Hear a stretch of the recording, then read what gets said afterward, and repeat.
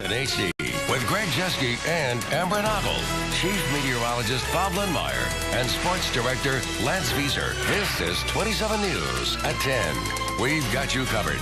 Well, at first, Madison police called it the biggest meth lab bust in more than a decade, but it ended up being a big mistake. A man spent months in jail as a result. Then last month, all the felony charges against him were dropped.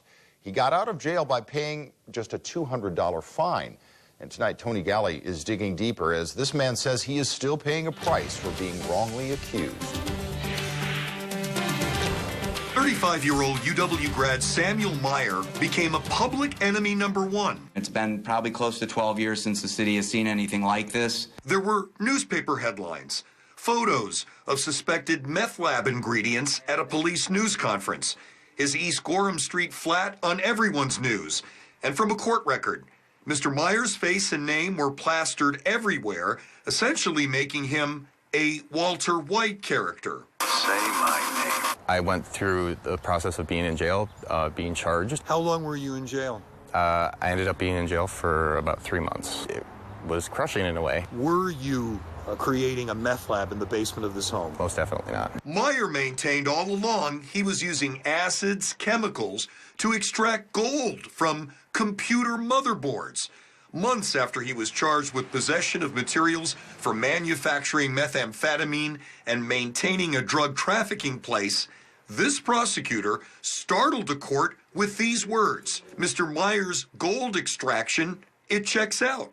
It's not really fair, quite frankly, to the defendant that there was publicity for something that we're not able to prove. For them to say something like we were wrong in court is something that I would have never expected. The suspected meth lab bust was carried out by law enforcement experts, the Dane County Narcotics Task Force. Its members are from different police agencies, with the Madison Police Department pulling together the intelligence and evidence.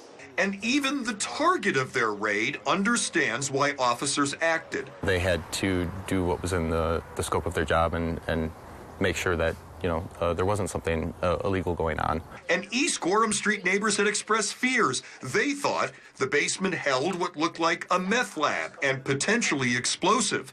Samuel Meyer was on probation for drug possession. After the bust, Task Force Lieutenant Jason Friedman spelled out police suspicions. A number of chemicals by themselves, okay, innocuous enough.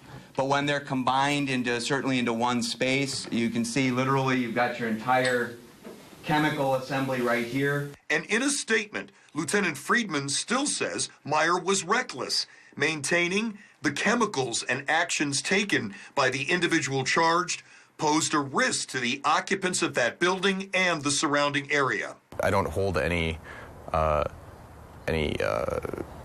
grudges against, the police. Samuel Meyer does feel he suffered from police highlighting this bust. This is my neighborhood. I've lived here for 10, 15 years.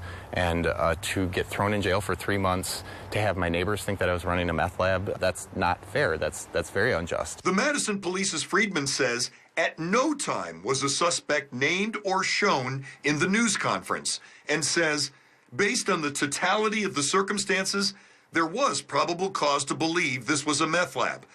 On highlighting this meth scare, Friedman says there was an opportunity to educate our public about what to look for and the potential dangers related to labs. For Samuel Meyer, I'm glad this is over. I've been waiting for it to be over. Rebuilding his reputation is just beginning. In Madison, Tony Galley, 27 News.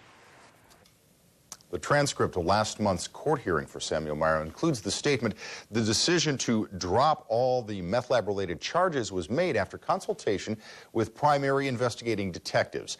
Now, if the original charges had remained and Meyer was convicted, he faced a maximum sentence of more than 20 years in prison. Now Southern Wisconsin